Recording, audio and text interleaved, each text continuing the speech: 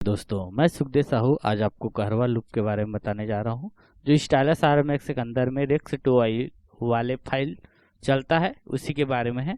दोस्तों इसमें हम पूरा मिक्स रिदम है, जैसे नाल तबला पेड मिक्स है कंप्लीट। मतलब ये देख रहे हैं 162 कहरवा 2/4 क्लिक में है। हम इसको पहले सेट करेंगे अपना और इसको हम पूरा आपको सुना के बताएंगे। दोस्तों यहाँ पे 26 फाइल है टोटल इसमें कहरवा के अंदर में। तो चलिए पहले इसको हम सेट कर लेते हैं। अपना क्या है 162 है, इसको पहले 162 कर लेते हैं इस तरह से 2/4। ये तो 2/4 क्लिक में ही है दोस्तों। तो चलिए दोस्तों इस वीडियो को देखते रहिए और हमारे चैनल को लाइक शेयर कमेंट सब्सक्राइब जरूर करें। तो